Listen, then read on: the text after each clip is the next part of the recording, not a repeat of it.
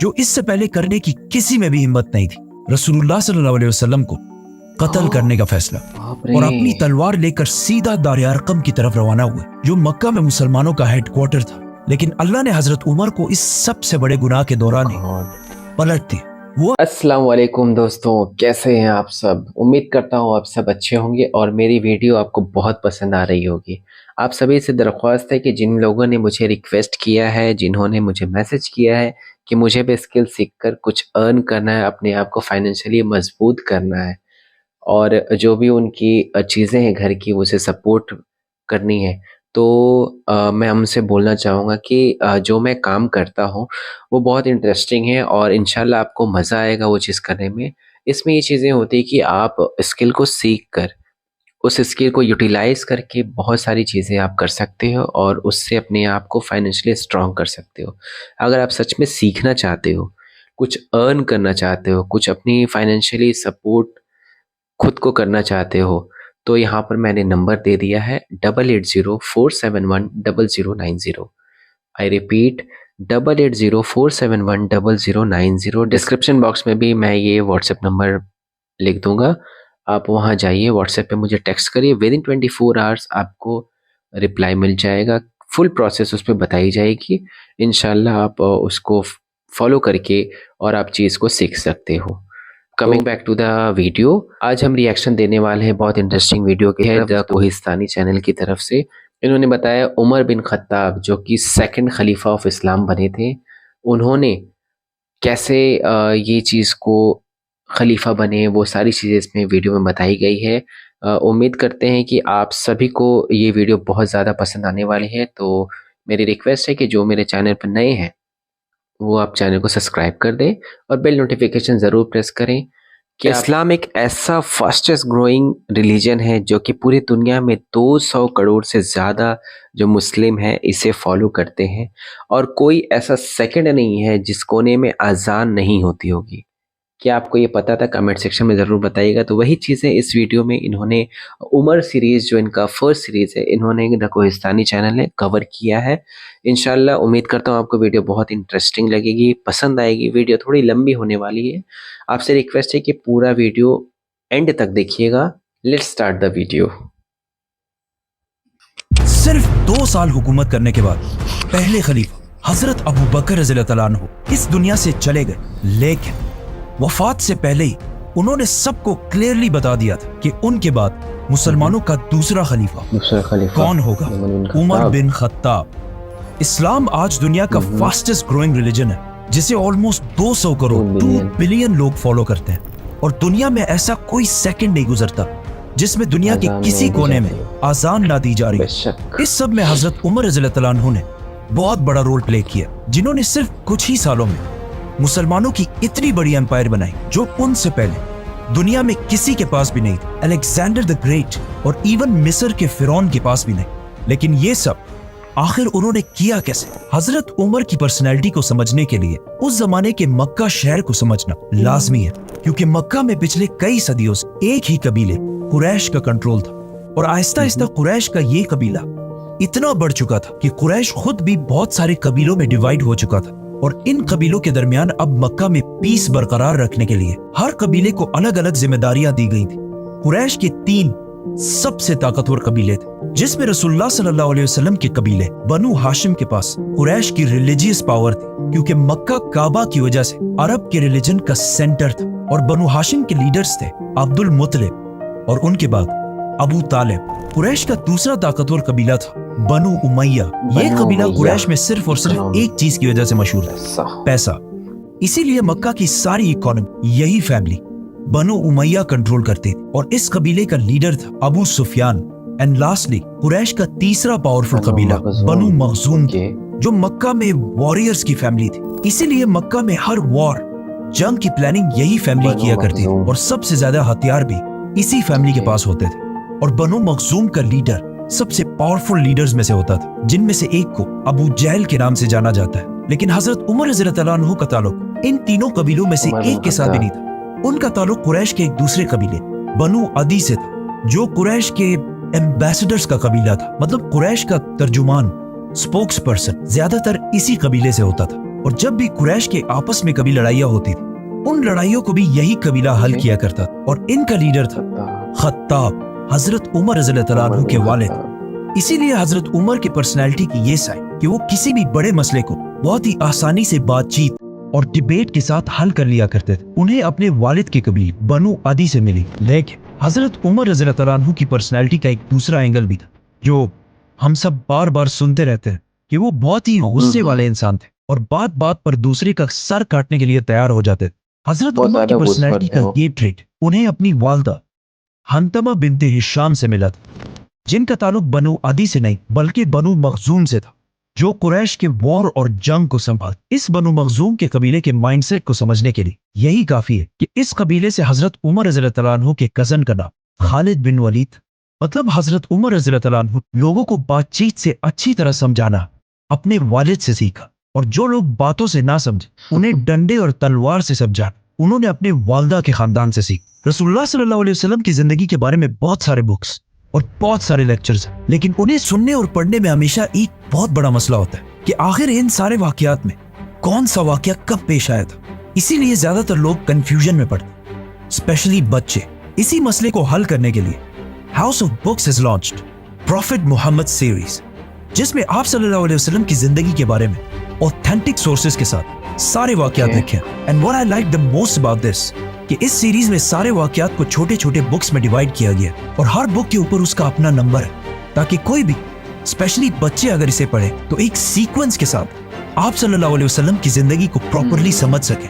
House of Books prophet series, link in the description. دنیا کے سب سے بڑے بادشاہ خلیفہ بننے کے بعد ایک دن حضرت عمر مکہ کے اس علاقے سے گزرے جہاں وہ بچپن میں اونٹ چرایا کرتے تھے، اور فرمایا کہ اللہ کی کیا شان ہے کہ میری زندگی میں ایک وقت ایسا تھا کہ میں یہاں اونٹ چرایا کرتا تھا، اور صرف تھوڑی سی غلطی پر بھی میرا باپ مجھے بہت مارا کرتا تھا، اور آج ایسا دن ہے کہ میرے اور اللہ کے درمیان دنیا میں کوئی بھی نہیں۔ مطلب اس وقت حضرت عمر رضی اللہ عنہ دنیا کی سب سے بڑی امپائر کے لیڈر اور دنیا کے سب سے طاقتور انسان بن چکے تھے۔ ان سے پاورفل کوئی بھی نہیں تھا سوائے اللہ کے۔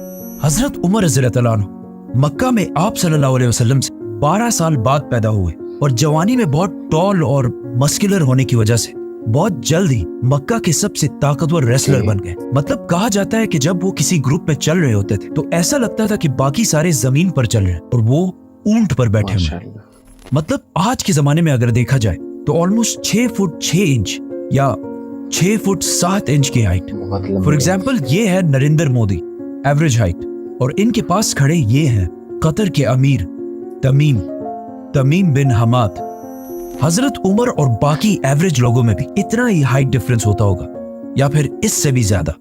اس سب کے بعد آہستہ آہستہ حضرت عمر رضی اللہ عنہ اپنے قبیلے بنو عدی کی لیڈرشپ سنبھالنے لگے، اور مکہ کے بڑے بڑے سرداروں کے ساتھ میٹنگز میں بیٹھنے لگے، اور کچھ ہی عرصے میں قریش کے سب سے ٹیلنٹڈ ایمبیسڈر بن گئے، اور اس کے ساتھ ہی انہوں نے اپنا امپورٹ ایکسپورٹ کا بزنس بھی سٹارٹ کیا، جس میں وہ مکہ، یمن، سیریا کے بیچ ہر وقت ٹریول کرتے رہتے تھے۔ اور جب فائنلی حضرت عمر رضی اللہ عنہ کی ایج 27 ہوئی تو مکہ میں رسول اللہ صلی اللہ علیہ وسلم نے نبوت کا اعلان کر دیا اور اسلام کی دعوت دینا شروع کر دی۔ لیکن حضرت عمر رضی اللہ عنہ نے قریش کا ایمبیسڈر اور سپوکس پرسن ہونے کی وجہ سے اسلام کی پہلے سخت مخالفت اور مسلمانوں کے خلاف اپنے ماموں ابو جہل کے ساتھ کھڑے ہو گئے۔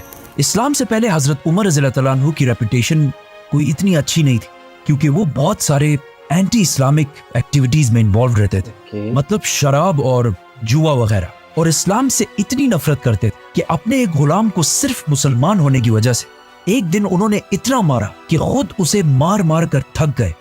لیکن جیسے جیسے وقت گزرتا گیا آہستہ آہستہ حضرت عمر رضی اللہ عنہ کی پوزیشن مسلمانوں کے بارے میں تھوڑی بدلنے لگی۔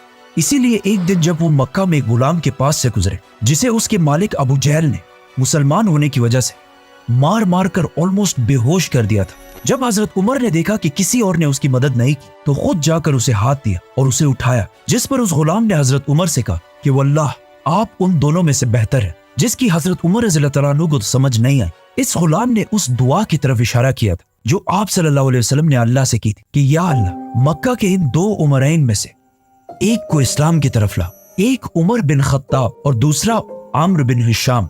ابو جہل مکہ کے قریش کو مسلمانوں سے دور کرنے کے لیے अबू जहल और अबू सुफियान बार बार मक्का के बड़ों की मीटिंग्स बुलाकर उन्हें ये समझाने की कोशिश करते थे कि मोहम्मद की वजह से हमारा रिलीजन तो खराब हो ही चुका है, लेकिन उसके साथ साथ हमारी इकोनॉमी और इज्जत भी बहुत खराब हो चुकी है। इन सारे मीटिंग्स में बार बार बैठकर एक दिन हजरत उमर रज़ियल्लाहु अन्हु आखिर बहुत तंग आ गए, तो उन्होंने आखिर एक ऐसा फैसला किया जो इससे पहले करने की किसी में भी हिम्मत नहीं थी। रसूलुल्लाह सल्लल्लाहु अलैहि वसल्लम को कत्ल करने का फैसला, और अपनी तलवार लेकर सीधा दार अरकम की तरफ रवाना हुए, जो मक्का में मुसलमानों का हेडक्वार्टर था। लेकिन अल्लाह ने हजरत उमर को इस सबसे बड़े गुनाह के दौरान ही पलट दिया। वो ऐसे कि जब हजरत उमर रज़ियल्लाहु अन्हु दार अरकम की तरफ जा रहे थे तो रास्ते में उन्हें अपना बेस्ट फ्रेंड मिला, जो इससे कुछ अरसा पहले सीक्रेटली मुसलमान हो चुका था, लेकिन उसने हजरत उमर रज़ियल्लाहु अन्हु को नहीं बताया। उसने हजरत उमर रज़ियल्लाहु अन्हु को रोका और कहा, उमर कहाँ जा रहे हो?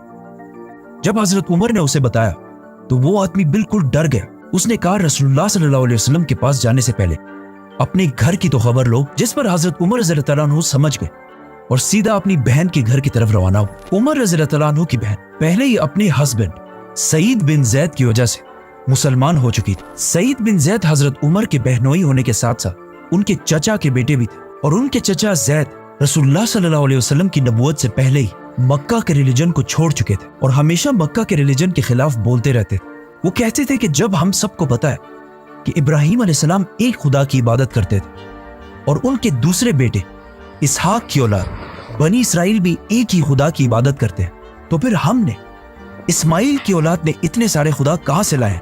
इसीलिए जब हजरत उमर रज़ियल्लाहु अन्हु के चचा की फैमिली को रसूलुल्लाह सल्लल्लाहु अलैहि वसल्लम के इस्लाम का पता चला तो उन्होंने बहुत तेजी से इस्लाम कबूल कर लिया। हजरत उमर सीधा अंदर गए और जाकर सईद बिन जैद को मारने लगे। उनकी बहन फातिमा ने उन्हें बचाने की कोशिश भी की, लेकिन हजरत उमर ने गुस्से में उन्हें भी मार दिया, जिससे उनका खून बहने लगा।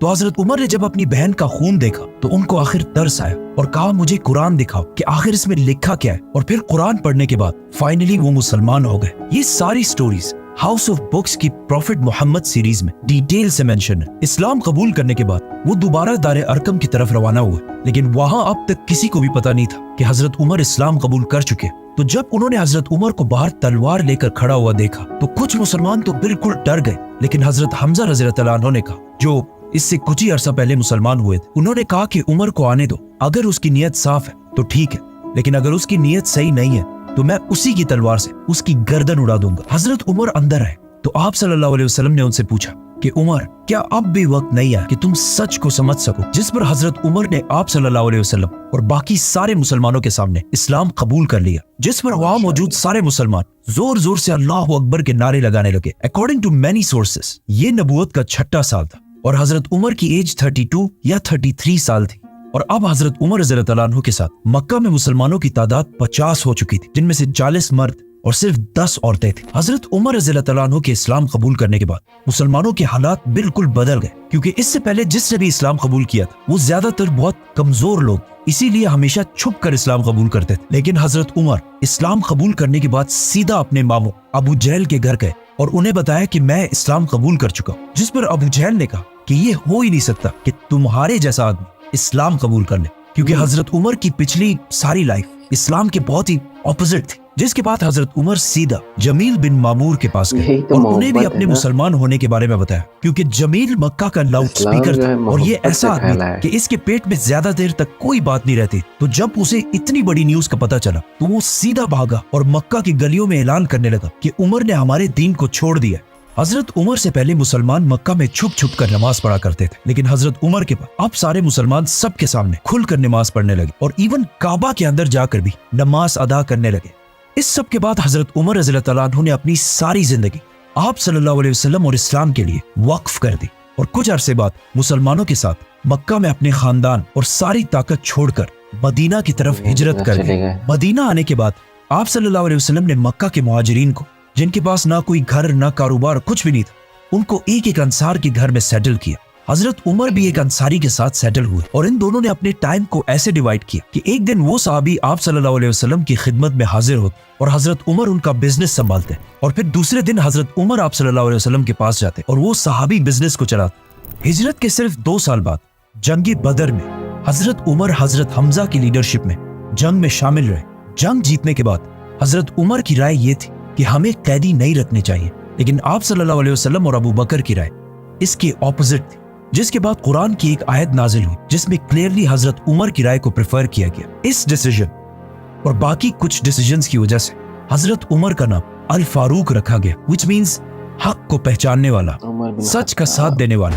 बदर के 1 साल बाद ओहद की जंग और उसके बाद खंदक की जंग में भी हजरत उमर मुसलमानों की फौज में रहे और उसके बाद सुलह हुदैबिया के मौके पर आप सल्लल्लाहु अलैहि वसल्लम ने हजरत उमर को मक्का वालों से डील करने को कहा, लेकिन हजरत उमर ने यह मशवरा दिया कि आप मेरे बजाय हजरत उस्मान को डील करने के लिए भेजें, क्योंकि अब हजरत उमर रज़ियल्लाहु अन्हु के मामू अबू जहल मर चुके थे और उनके बाद मक्का का नया पावरफुल सरदार अबू सुफियान जो हजरत उस्मान की कबीले वाला था, जिसे हम इस वीडियो में पूरा एक्सप्लेन कर चुके हैं। जिसके बाद मक्का वालों ने मुसलमानों के सामने एक ऐसी डील रखी जिसे देखकर लग रहा था कि मुसलमान इसे साइन करके बहुत बड़ी गलती करेंगे, लेकिन आप सल्लल्लाहु अलैहि वसल्लम ने सहाबा की राय को छोड़कर इस डील पर मोहर लगा ली, जिस पर कुछ सहाबा बहुत ही कंफ्यूज और नाराज हुए, जिनमें से एक हजरत उमर रज़ियल्लाहु अन्हु भी थे। वो सीधा आप सल्लल्लाहु अलैहि वसल्लम के पास गए और उनसे पूछा कि क्या आप सच्चे नबी नहीं है? तो आप सल्लल्लाहु अलैहि वसल्लम ने कहा बिल्कुल। तो हजरत उमर ने कहा कि क्या हमारे दुश्मन काफिर नहीं है?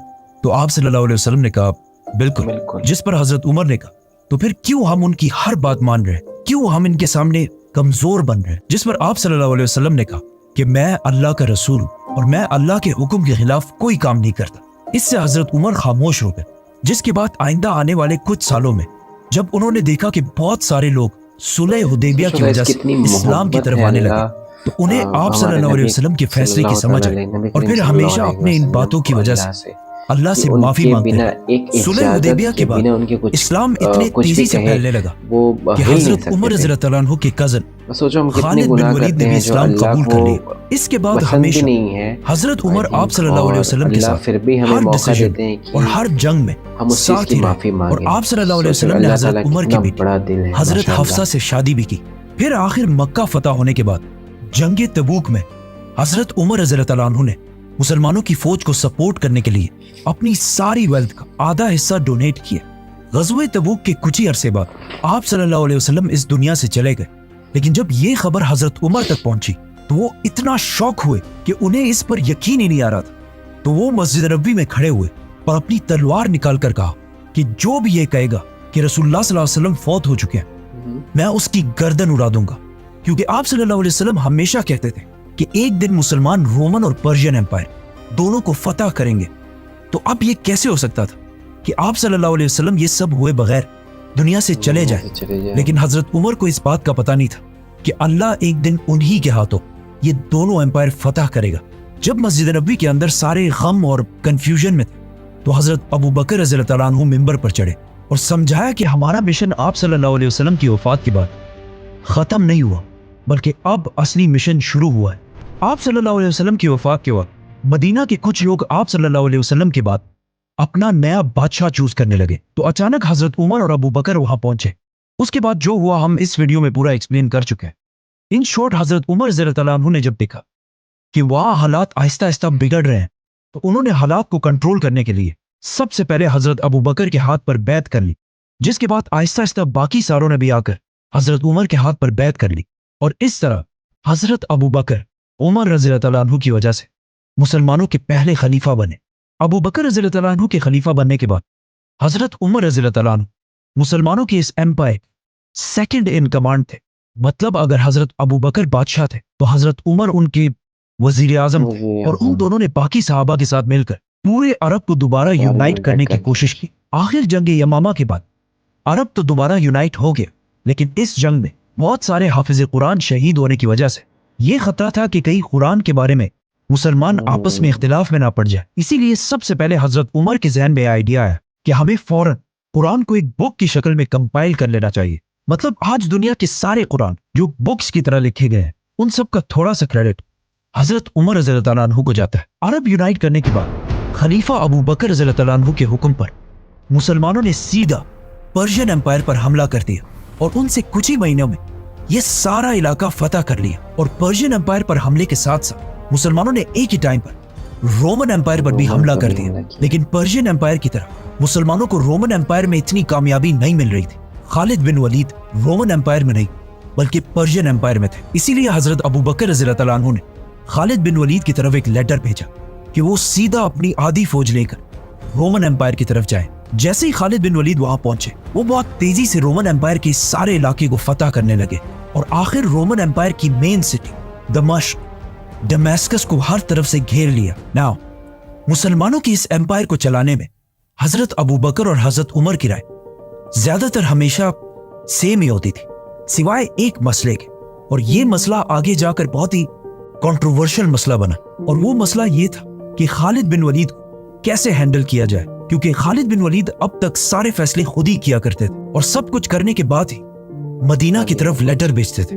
लेकिन हजरत उमर को अपने कजन खालिद बिन वलीद की ये आदत बिल्कुल भी अच्छी नहीं लगती थी। इसीलिए जब हजरत उमर खलीफा बने, उन्होंने कुछ ही अरसे बाद मुसलमानों के इस सबसे बड़े जनरल को अपने ओहदे से हटा दिया, जिस पर खालिद बिन वलीद उनसे बहुत नाराज हुए थे। इस कंट्रोवर्शियल मसले को फिर हम नेक्स्ट वीडियो में एक्सप्लेन करेंगे, तो सब्सक्राइब। जैसे ही मुसलमानों की फौज यहाँ तक पहुंची तो मदीना में मुसलमानों के खलीफा अबू बकर रज़ियल्लाहु अन्हु की तबीयत बिल्कुल खराब हो गई, जिसे देखकर उन्हें पता चल गया कि ये अब उनके दुनिया में आखिरी दिन। इसीलिए उन्होंने सारे बड़े सहाबा को बुलाया और उन्हें कहा कि अब मैं और तुम्हारा खलीफा नहीं रहा, तुम आपस में मशवरा करके जिसे भी चाहो अपना नया खलीफा सेलेक्ट कर दो। जिस पर सहाबा ने थोड़ा सोचा और वापस हजरत अबू बकर से कहा कि ये काम हम आपके हवाले करते हैं, कि आप जिसको भी सही समझे अपने बात उसी को मुसलमानों का खलीफा बना दे। तो हजरत अबू बकर रज़ियल्लाहु अन्हु ने बड़े बड़े सहाबा में से एक एक को बुलाया और उनसे पूछा कि उमर के बारे में तुम्हारी क्या राय है। जिस पर एक सहाबी ने कहा कि यस, हजरत उमर बहुत अच्छे हैं, लेकिन उनकी पर्सनैलिटी बहुत ही सख्त है। तो हजरत अबू बकर ने हजरत उमर को डिफेंड करने के लिए कहा कि उमर सिर्फ इसलिए सख्त बनता है क्योंकि वो मुझे हमेशा सॉफ्ट देखता है, लेकिन जब वो खुद खलीफा बनेगा तो उसकी पर्सनैलिटी बिल्कुल बदल जाएगी। इन सारे सहाबा से पूछने के बाद हजरत अबू बकर रज़ियल्लाहु अन्हु ने सख्त बीमारी में हजरत उस्मान को अपने पास बुलाया और उन्हें कहा कि लिखो कि मैं खलीफा अबू बकर अपने बाद मुसलमानों का नया खलीफा। ये कहते ही अचानक उनकी तबीयत खराब हो गई और वो बेहोश हो गए। तो हजरत उस्मान रज़ियल्लाहु अन्हु ने इससे आगे खुद ही लिखा कि अपनी बात नया खलीफा उमर को नामजद करता हूं। थोड़ी देर बाद जब उन्हें होश आया तो उन्होंने कहा कि बिल्कुल ठीक किए और सारे बड़े सहाबा को बुलाकर कहा कि क्या तुम सबको वो कबूल होगा जिसे मैं खलीफा बनाऊंगा। तो वहां सब ने कहा कि यस। जिस पर हजरत अबू बकर रज़ियल्लाहु अन्हु ने कहा कि मैं ना अपने बाद अपने बेटे को खलीफा बनाकर जा रहा हूं और ना अपने खानदान में से किसी फर्द को, बल्कि मैं उसे खलीफा बना रहा हूं जिसे मैं सबसे बेहतर समझता हूं, और वो है Umar bin Khattab. Modern democracies के अलावा अगर दुनिया की सारी हिस्ट्री देखी जाए तो ऐसा बहुत कम ही हुआ है कि किसी बादशाह के मरने के बाद उसका बेटा या उसके खानदान में से कोई बादशाह ना बना।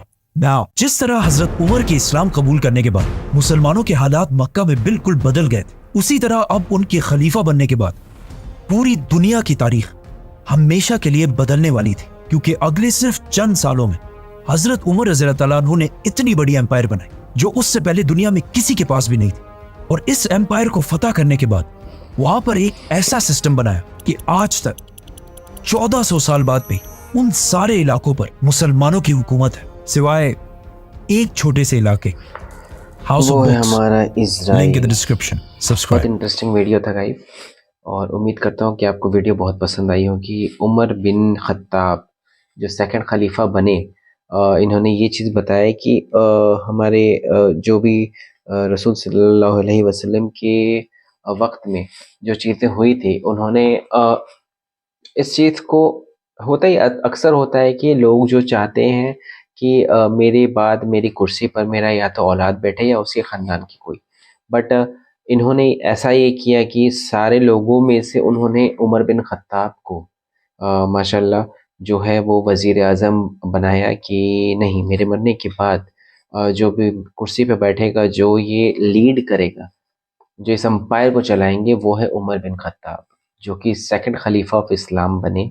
और बहुत तेज़ी से उन्होंने इस चीज़ को जो है लोगों तक पहुंचाया, पैगाम पहुंचाया, और बहुत लोग जो है इससे मुतासिर होकर इस्लाम की तरफ अपने आप को कन्वर्ट किया, और बहुत सारे लोग जो है इस दावत को कबूल करके उन्होंने